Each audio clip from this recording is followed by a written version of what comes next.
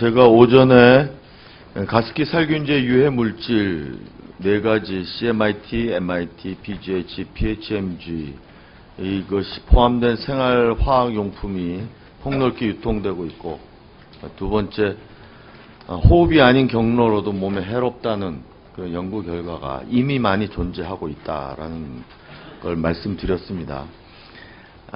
장관님, 환경부에서는 제가 궁금해했던 이 2가지 문제에 대해서 한 번도 좀 검토를 해보시거나 최소한 궁금해 보신 적이 없어요? 예, 의원님, 참 저희들이 미처 짚어보지 못한 그런 부분들을 참 짚어주신 것 같습니다. 감사드립니다. 조금 설명을 올리면, 비로소 지난 4월 임시국회에서 화평법이 통과되면서 그 개별 제품에 대한 네, 앞으로는 그렇게 잘 될 거라 이 말씀이시죠? 아닙니다. 그 전까지는 그런 영역이 저희가 없어가지고 못했는데 앞으로는 이제 그런 영역을 좀 확대해 나가야 될 것 같습니다. 그래도요, 국립환경과학원 원장님 계세요? 아니, 환경과학원에서라도 이 신문 컬럼이라도 보셨어요? 한번 보고 논문이라도 입수해가지고 이게 타당한 얘기인지 한번 검토라도 해보셨어야 되는 거 아닙니까? 아까 장하나 의원께서 말씀하셨습니다. 자, 지금 소송에서 문제가 되는 게 가습기 제품 만들기 전에 나는 위험한지 몰랐다. 그럼 이게 누구 책임이냐? 피해자 책임은 분명 아닙니다. 그렇죠? 예. 그럼 제조업체도 몰랐다. 저는 결국적으로 국가 책임이에요. 왜 그런지 아십니까? 그런 물질이 위험하다. 이게 어느 용량 이상 쓰면 안 된다라는 사전 기준을 국가가 마련해 놓지 않기 때문에 용량을 지 마음대로 넣어서 그렇게 된 겁니다. 그런데 지금 가습기뿐만 아니라 다른 우리 생활, 제가 아침 보여드렸잖아요.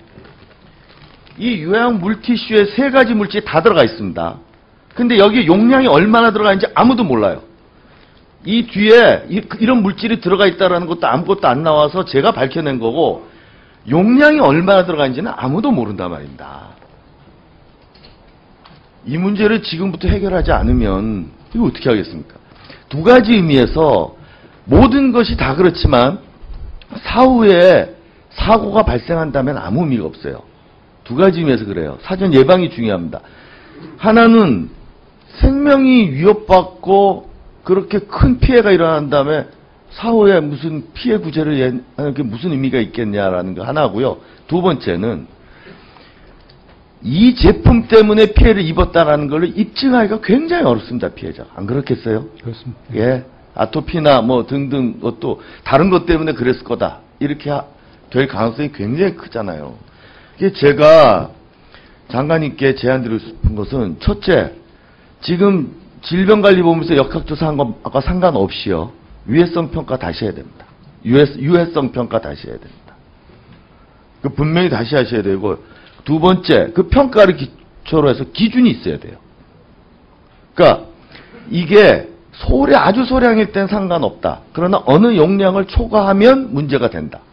그래야 제조업체가 마음대로 용량을 못 넣습니다.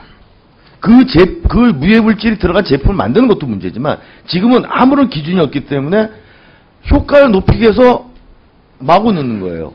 그리고 그거를 여기에 표기를 하지 않아도 되기 때문에 더더욱 그렇습니다. 기준이 있어야 되고, 3번째, 제품에 표기해야 돼요. 그리고 허용치 이하라는 것이 입증을 제품에서 해줘야만 소비자가 맘 놓고 쓸 거 아닙니까?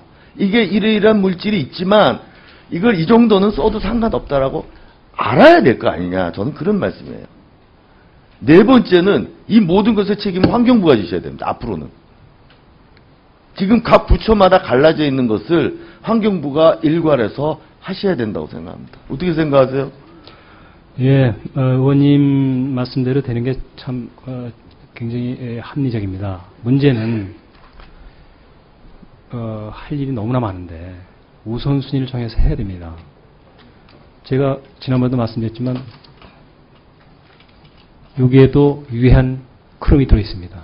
들어있는 게 중요한 것이 아니고 얼마나 전이 되냐가 중요한 것이거든요.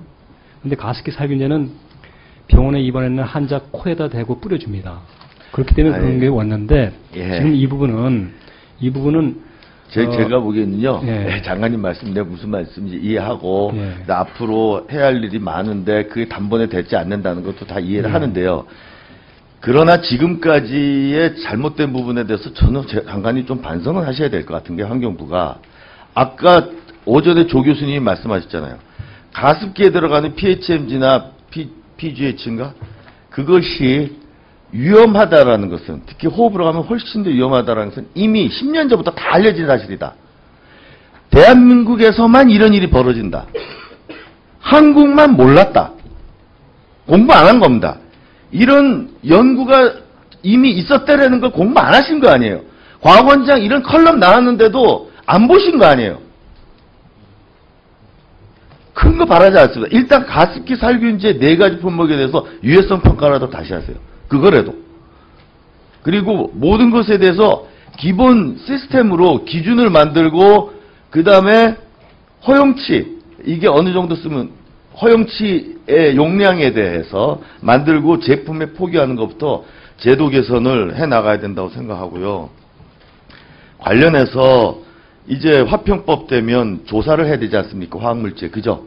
네. 그 GLP라는 게 OECD 기준에서 필요한 어느 수준이 되는 조사 기간을 말하는 것 같습니다. 장관이 알고 계시죠? 예, 첫 번 지정을 제가 했습니다, 과거에. 예. 근데 환경부에서 지금 산업용 화학물질과 관련된 GLP가 16개밖에 안 되더라고요. 예.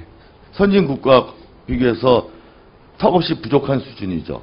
뭐 숫자도 그렇지만 그 개별 기업, 개별 시험 기관도 작습니다.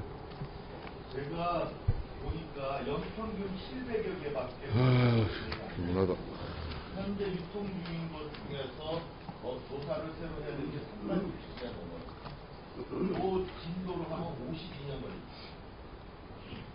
신규 화학물질이 매년 700개 서로 들어온 것까지 하면 90년.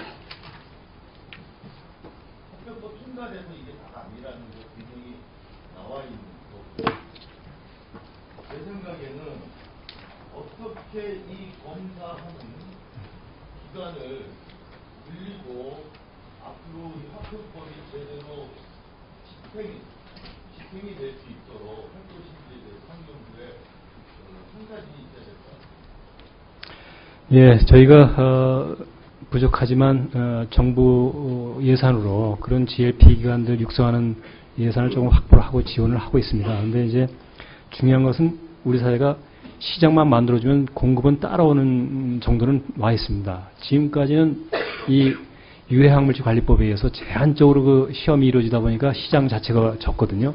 근데 이제 화평법이 되고 나면 시장이 확 커질 텐데, 그러면 아마 민간 쪽에서 GLP 기관 자체도 늘어날 뿐만 아니라 규모도 커질 겁니다. 그런 방향으로 유도해 나가도록 하겠습니다. 예. 자, 마무리해 주세요.